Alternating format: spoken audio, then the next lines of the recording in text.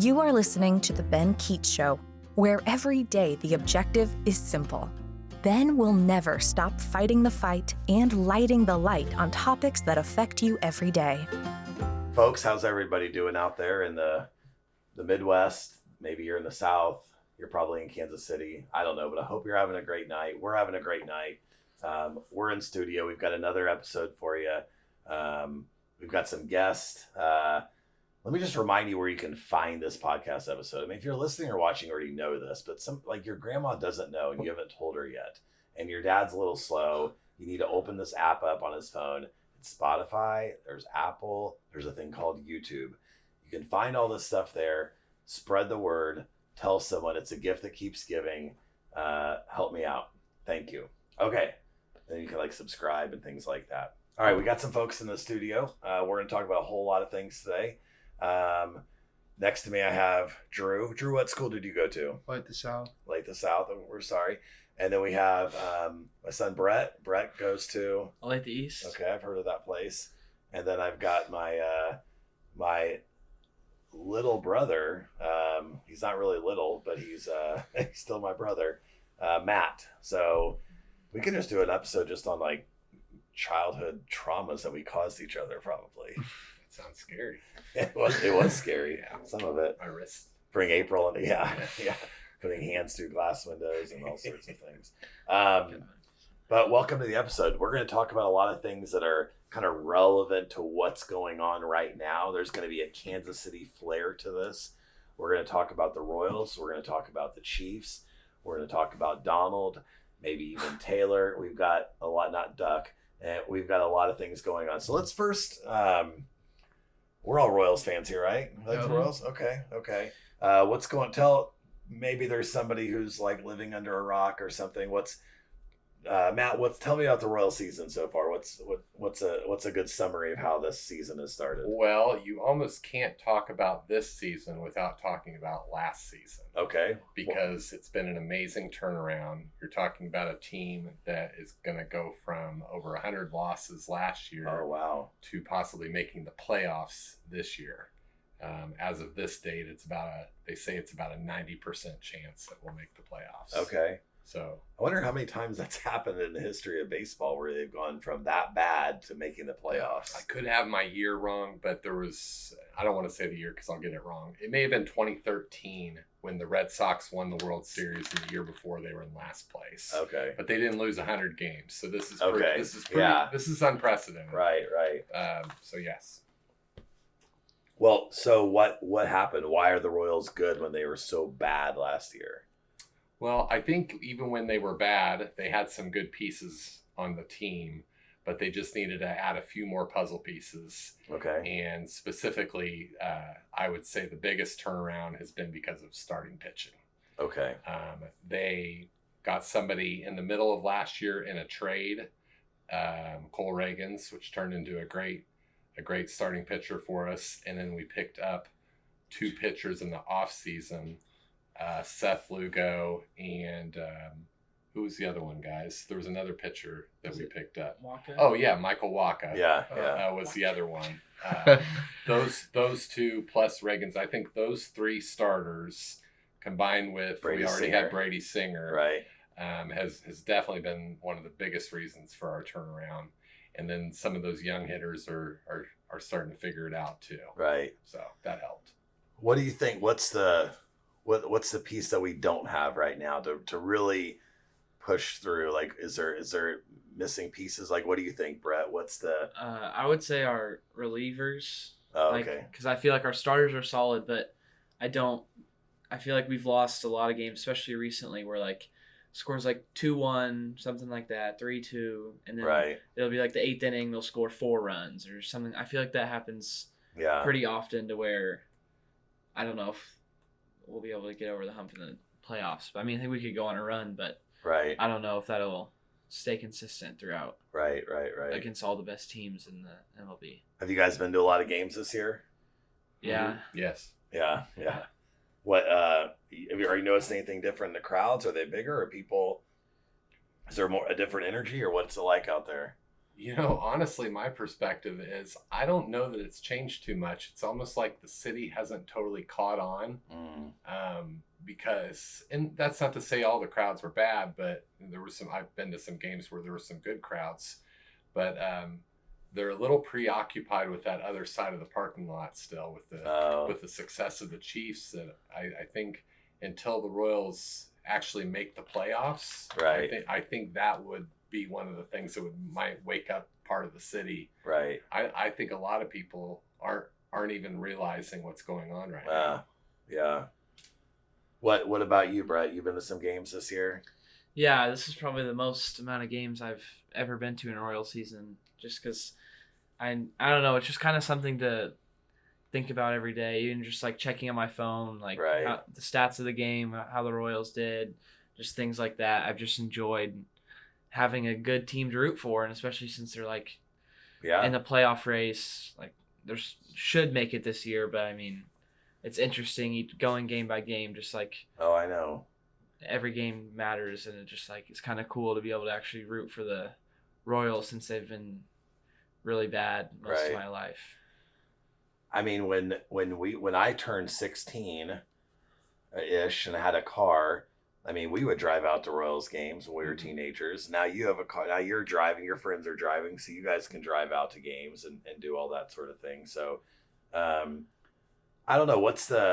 Does Bobby Witt have a chance for MVP? Is it possible, or is he what's gonna happen there? I think after what Shohei Ohtani did, the 50-50, I think he's still in there for MVP, but I don't think he's like probably going to win it because Shohei just did a 50-50. Aaron Judge has hit the most home runs, and don't get me wrong, like Bobby, like he could win, but like I don't want to get my hopes too high. Okay, I'm saying that because I'm a Royals fan, but like, yeah. Well, and Judge plays in that little Pipsqueak Park in New York with like a 3-0 something right field. I mean, he gets those little weenie home runs that are flyouts in Kauffman. If Bobby Witt played his home games in Yankee Stadium, he would have 127 home runs this year. No, I'm kidding. I was like, wow. I was like, what? Aaron Judge, I believe you. And Kauffman Stadium would have two home runs. Yeah, he sucks. Because I don't know those actual numbers, I just decided to make that part of it. Yeah. Well, you did. Wait, didn't you show me? Wasn't there something? Yeah, there was some. Yeah. It was like Bobby Witt would have like 10 more in Yankee Stadium, and Aaron Judge would have like 8 something like that. 10 less, 10 more, or something less to equalize them out, or something. Well, I mean, I think that wasn't it. Just if they reverse stadiums, they would have the same. But it was close. It was close. I think they said Judge would still have more, but it was. It was really close. But that's also if Bobby's in a smaller stadium than Judge. Right. Not if they're in the same. If they're in the same stadium, Judge would have more. Yeah. But if they switch places, it'd be about the same. He still sucks. 120. No, I'm just kidding. Yeah. Well, good. Well, there's so there is a team on the other side of the parking lot that keep winning Super Bowls. So why is everybody complaining about that? They're saying the Chiefs are getting preferential treatment from the refs. Like, where'd this come from? What's going on? What do you guys think about that whole conspiracy that blows up all over social media every time the Chiefs win? I kind of think it started, at least when I first started seeing it a lot, was after we beat the Eagles in the Super Bowl. Because there was a controversial call that kind of sealed the game at the end, which the dude came out and said that he held our receiver, but people still like to say that he didn't hold the receiver. Oh, yeah. But I think that kind of started it, and then there's been just like playoff games. Now everyone just nitpicks the Chiefs because they're winning, so then they don't want them to win. Right. So they did the same thing with Tom Brady when he was winning all those Super Bowls. Oh, really? Yeah. Like, people would say they're cheating, they're paying the refs, blah blah blah blah. Oh yeah, it's Deflategate. All that stuff. But now people are like I've never seen so many videos on social media of people just watching the offensive line. Oh, there's a hold here, there's a hold here. Yeah. Like I'm like, you could look at that in every single game and find holding calls everywhere that aren't called. Right. I mean, against NFL defensive linemen, there's going to be holding calls on almost every play. Right. And real NFL players that have talked about this have said that holding happens on almost every single play. Yeah. But since the Chiefs are winning a ton, people only like to point out the fact that they're getting away with a holding call, or they're getting away with this or that, or like Mahomes getting away with like roughing the passer and all that stuff. Or just calling stuff for Mahomes because even like when that Bengals guy that one game like he was like 10 yards out of bounds and he pushes him out of bounds people like idiot. Yeah, it's their fault. It's not it's not Mahomes' fault or the ref's fault that the other team made a mistake. Right. My question has always been, apparently the refs love the Chiefs. Why? Why would they love the Chiefs? Right. Yeah. I mean, why would they love anybody? Yeah, they don't. They really, honestly, don't care. They're not. I don't think there's a referee that's refereeing a game tonight. That says, "Gosh, I wish I was reffing the Chiefs tonight. I really love those guys." Yeah. Right. I just don't see that as being realistic. I think some of these guys are just like, the NFL wants the Chiefs, and so the NFL is going to pay these refs off them. But yeah, they're going to risk the entire multi-billion-dollar sport to make the Chiefs win because, why? No. Yeah, it's just the conspiracy theories that make no sense, basically. So realistically, can the Chiefs run the table? Can the Chiefs win their third Super Bowl? Is this a possibility? What has to happen for the Chiefs to be able to pull this off? I think the Chiefs can go back to back because their offense, they pitched drops to Xavier Worthy. I mean, the fastest dude in the NFL. Right. And our defense is still pretty good after we lost L'Jarius Sneed, but we have Trey McDuffie. We have other guys who can step up. Yeah. I think it always comes down to staying healthy more than anything. I mean, if you can stay healthy and keep the nucleus of your team that you built. You're talking about my fantasy team, or are you talking about the Chiefs? No, your fantasy team's in trouble. Keep telling these guys, quit getting hurt. Yeah, I mean, it's all about staying healthy more than anything. Right. If that team can stay healthy, they built off of what last year was their chance. I felt like last year was the chance for the league to stop us, and they didn't. Yeah. And now we're just cruising. Yeah, we had the worst wide receivers. I mean, Rice came on, so we had Kelsey. I guess we can't say we had the worst receivers, but we're better this year. Even though Holly Brown's out though now. We had some guys drop critical footballs last year. That's right. We led the league in drops. Yeah, it was pretty bad, and that literally led to losses, direct losses. Yeah, guys, Lions not only dropping balls, but dropping balls into the lap of the defense. Right, dropping them up, tipping it, and here you catch it. Yeah. Running back for touchdowns. Kadarius, and a lot of MVS. Yeah. Sky Moore. But when it was all said and done, Super Bowl. Yeah. Yeah. Even our receiver that caught it didn't know he had won us a Super Bowl. I just won a Super Bowl. On the receiver, am I supposed to catch the ball? I caught it and we won. Wow, this is really cool. So what do you think? What's the deal with Taylor Swift? Why do people get so is it a good frazzled by it, or are they tired of her? Is it annoying? Is it just another reason to hate the Chiefs? Why do people get so emotional about Taylor? Well, if you took a scenario where Taylor Swift was just, say, doing a halftime show at a game, nobody would give it a second thought. They'd be like, okay, they would either like the performance or they wouldn't like the performance, and that would be the end of it. But when somebody that has, a following and fans, and they latch on to a team, especially a team that's winning consistently, I think it comes down to just jealousy. Right. It's what do we got? No one's paying attention to us. Right. And they're just paying attention to the Chiefs, and they got this superstar now, and they're taking their picture, and it's TMZ, and it's just a jealousy thing. Right. That's my view. Yeah.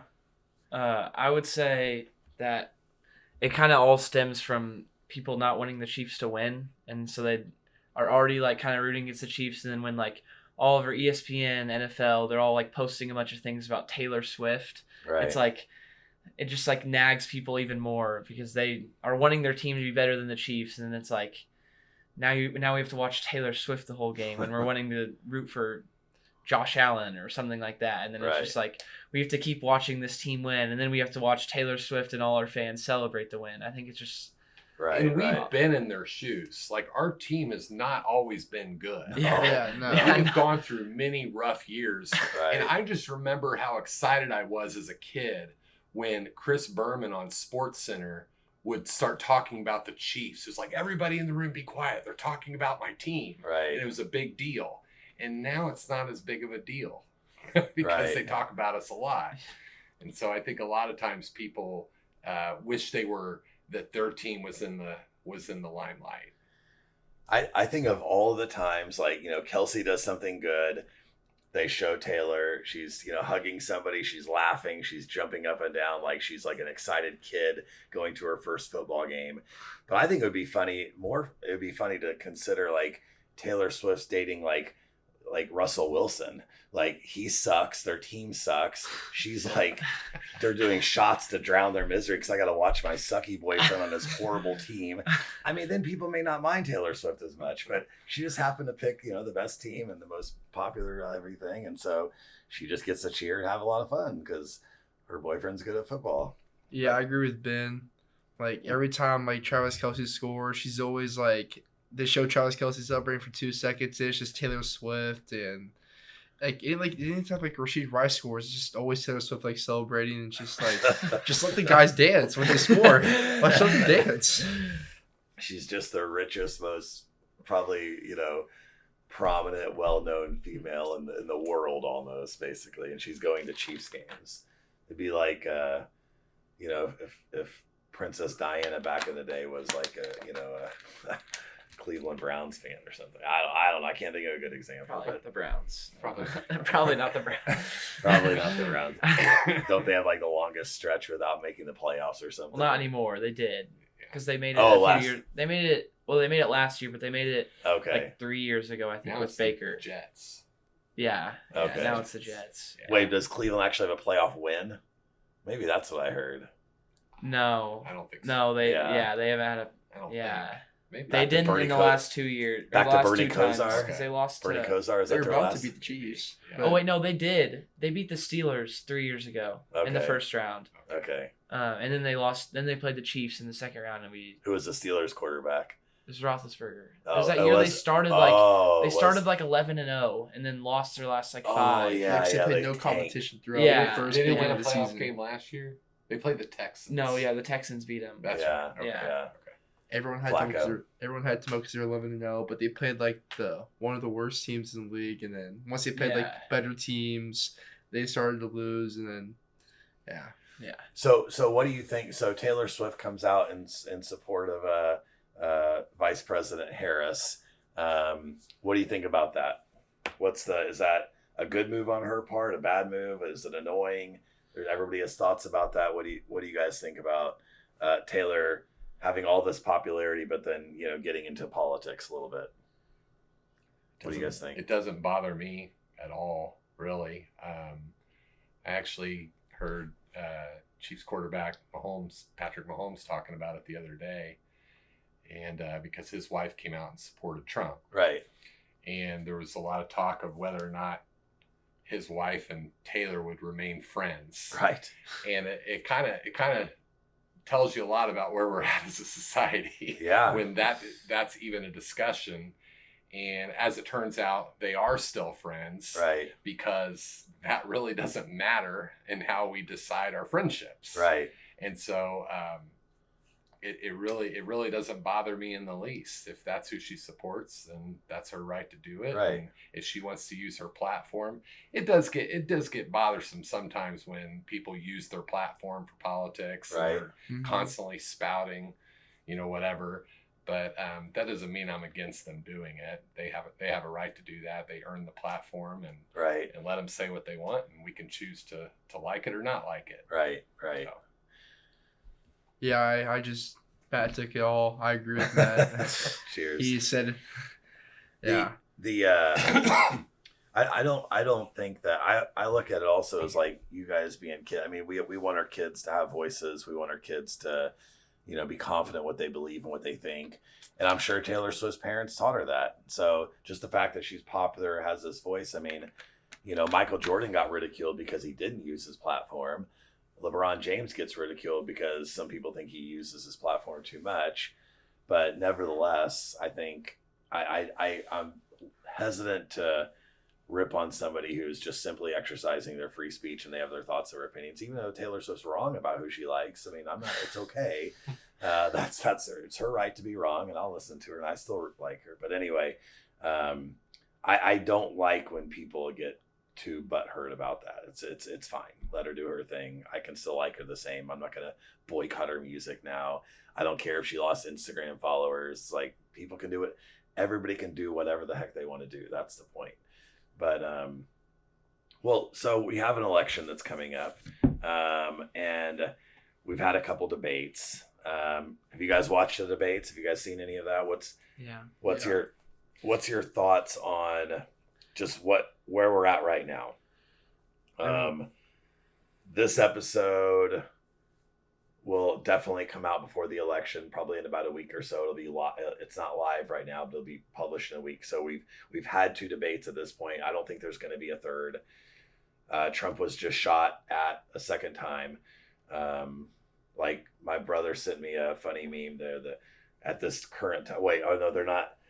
Wait, the Bengals are 0-2, and them trying to assassinate Trump's 0-2. Is that right? Yeah, they're both 0-2. They're both 0-2. So at this current time. That's a good timestamp. Yeah, yeah. I hope the next number is just the Bengals going to 0-3. Right. Let's.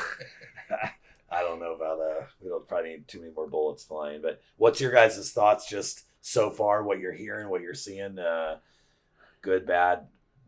We got we've had 3 people run for president. You got Biden, and then, he still thinks he's running for president because he doesn't know what's going on.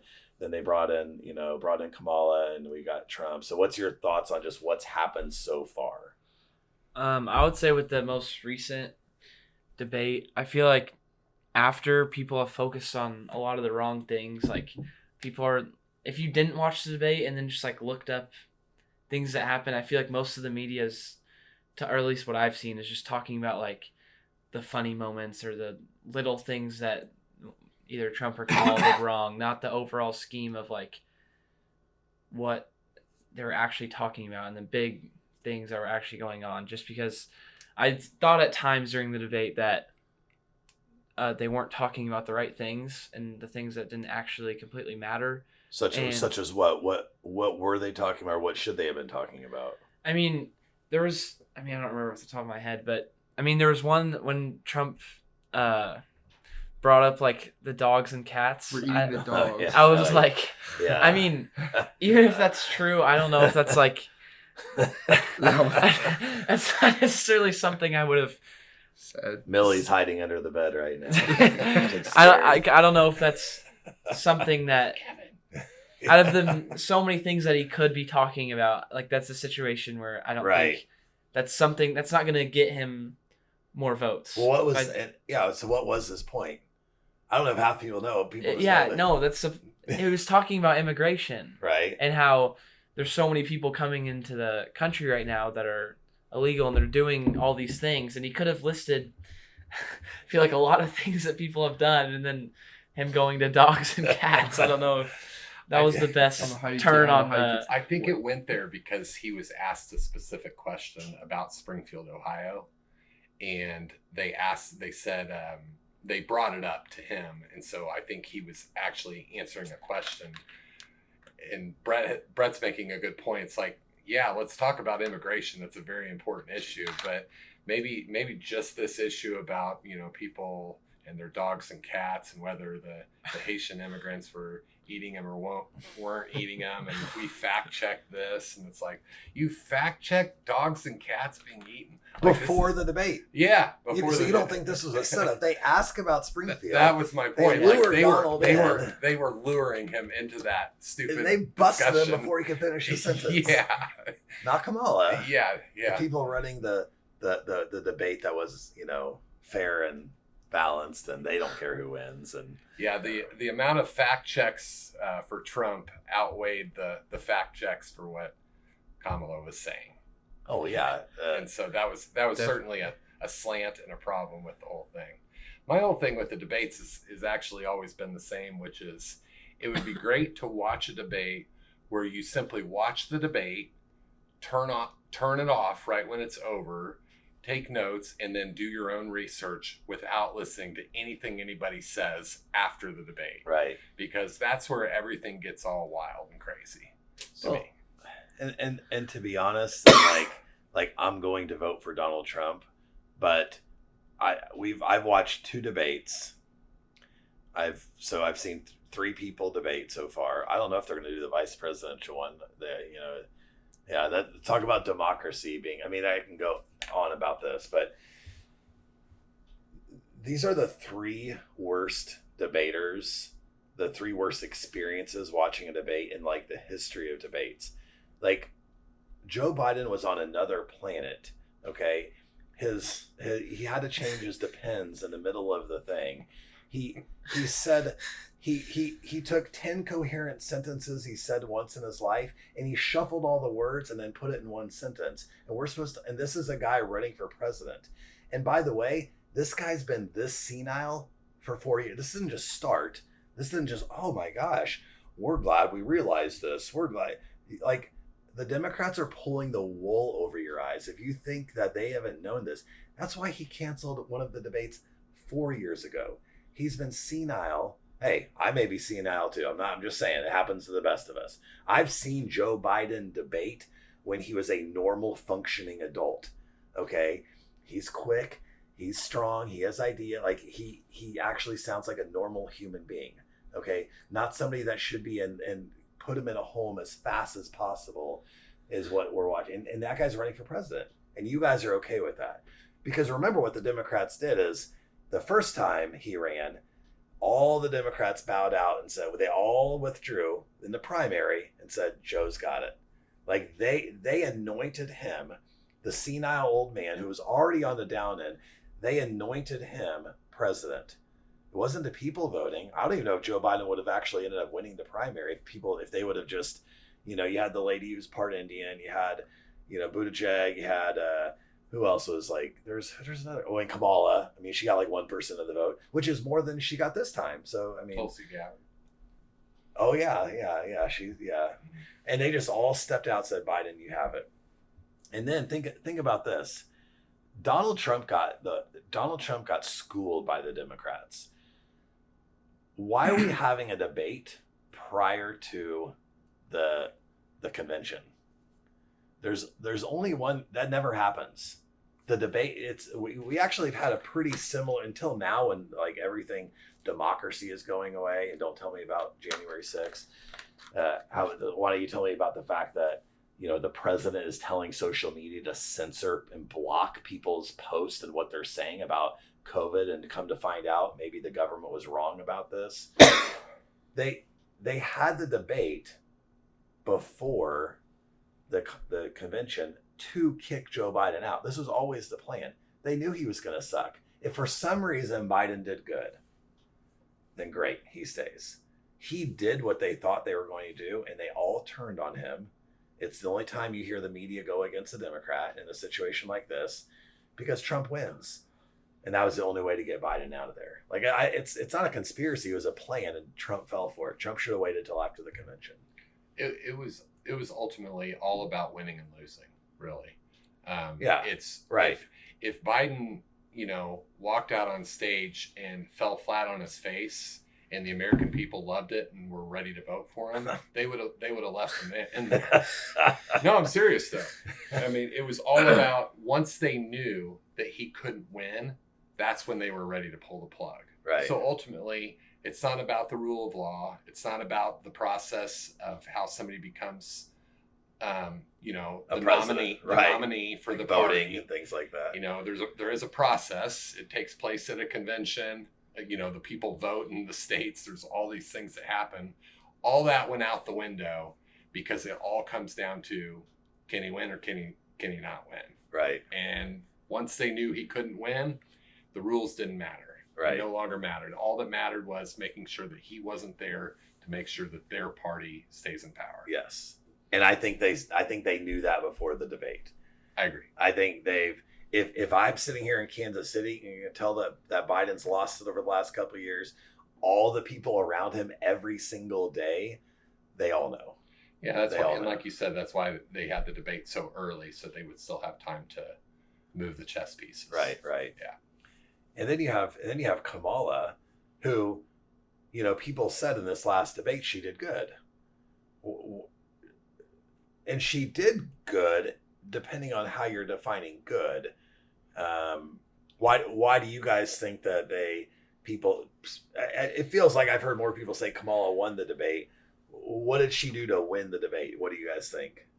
I feel like what she was mostly doing was trying to set up Trump to say something that as a majority of people wouldn't like, or people would look down on him or things like that. I don't think she was actually giving a lot of substance in what she was saying. She was just saying things, and I think why people think she won or whatever was because she set up Trump a few times or made him look bad. Right.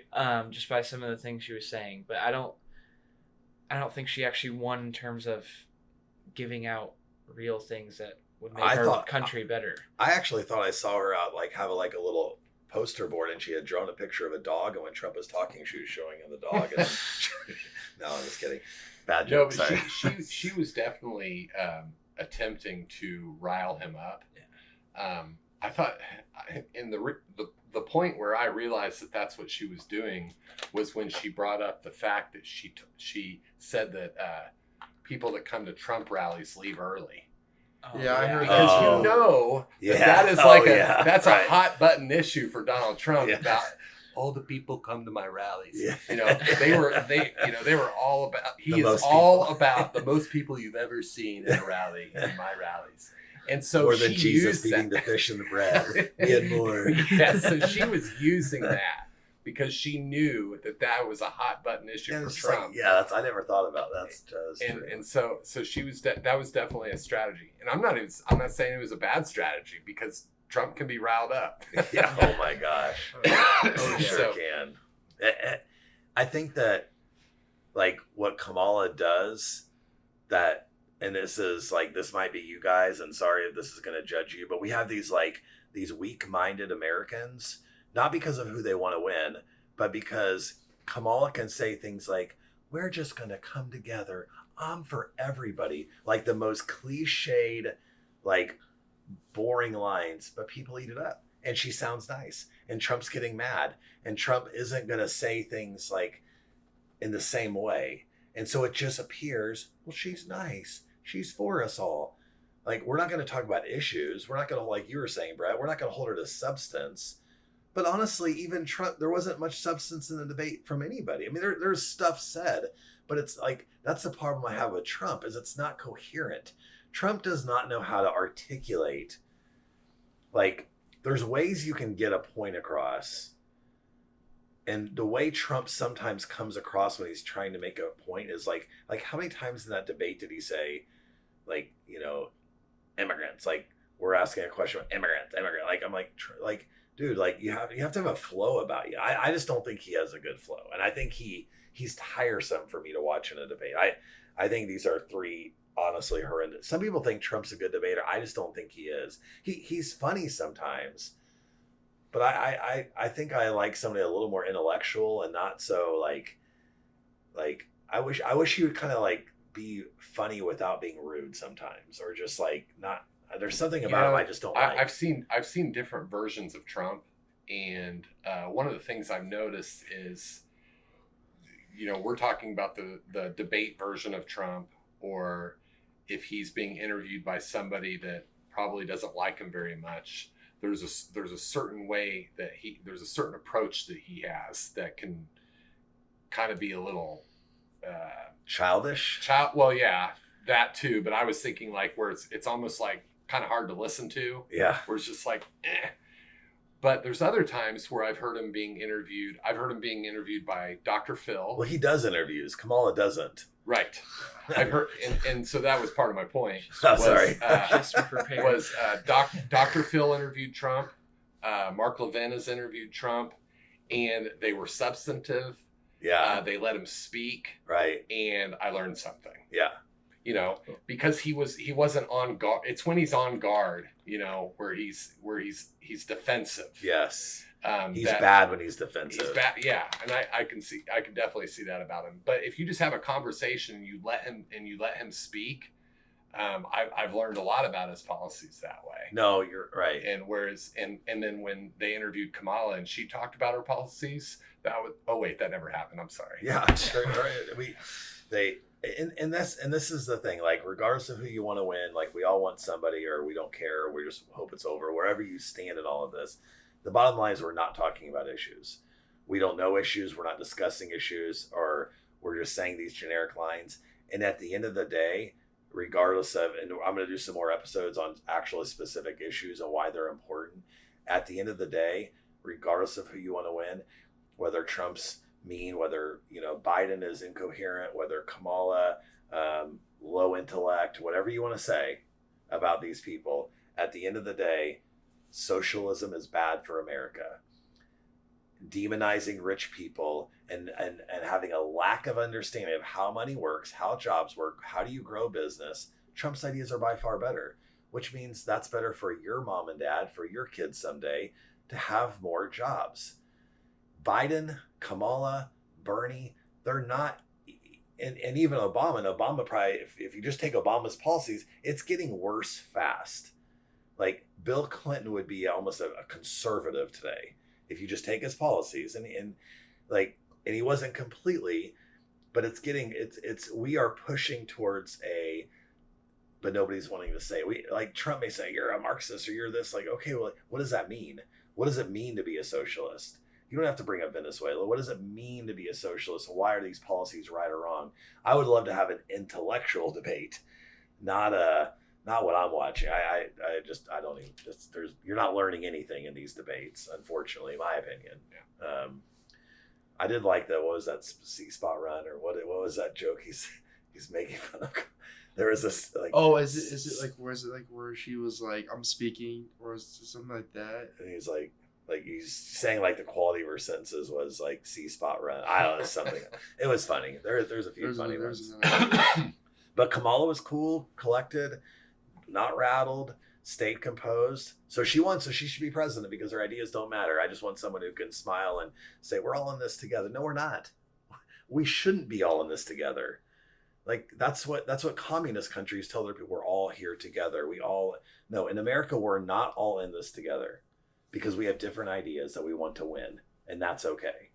Like, Taylor Swift and Britney, they can still be friends. It's okay. Like, and that's why I didn't like what, then Trump rips on Taylor. Like, I really like Brittany Holmes better. I'm like, okay, Donald, like, seriously, like this is like what a 4-year-old would say. Like, okay, I got it. I know Taylor hurt your feelings and Brittany Holmes backed you. So you're going to, like, stop it. Just stop it. But I mean, whatever. Brittany is so beautiful. Exactly. Well, we're going to wrap up today, folks. Royals, Chiefs, some Donald, Kamala. We'll see who wins.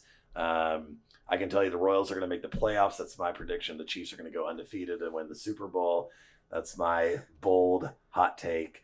And we'll see who wins president. My vote's for Donald, so we'll see. But anyway, folks, thank you for watching. Hope you enjoyed. Have a great rest of your day, and we'll see you guys soon and next time. Thank you so much. Bye. Thank you so much for listening. Let's keep the conversation going. You can reach out on Ben's website, www.benkeechshow.com, or on social media to chat. And please remember to subscribe so that you never miss an episode.